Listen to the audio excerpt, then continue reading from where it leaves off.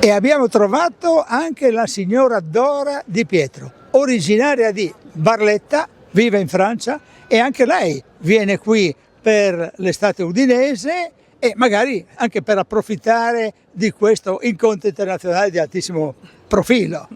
Sì, ma anche per mia amica. Mi piace venire a trovarvi. Ah, Ma sì. le piace parlare italiano? Mi dica la verità. Sì, mi piace molto, ma non so parlare bene. Da quanto tempo è a Barletta? No, è a Lille. Francia, 58.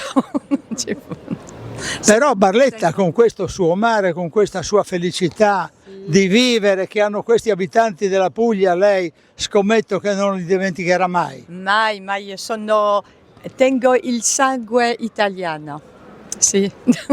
È un'occasione interessante questa qui, signora, no? Della Coppa, anche per quanto riguarda l'aspetto turistico, io dico, non so se lei è d'accordo. È molto bella per tutti. Allora noi abbiamo detto alla sua amica che c'è la mostra di Leggio, ma lei l'ha già vista.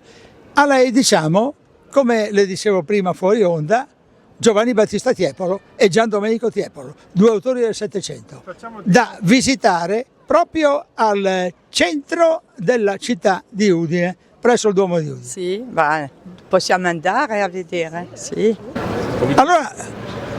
Allora signora Dora, noi le chiediamo di parlare in francese di questa nostra città.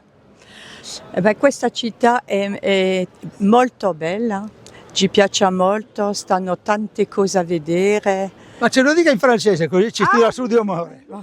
J'adore l'Italie, j'adore cette ville, j'adore cette région, tout est beau, tout est magnifique, si mangia bene, on mange bien, tout est parfait. Voilà, c'est parfait. Benvenuta allora, anche a lei. Je suis pas très foot.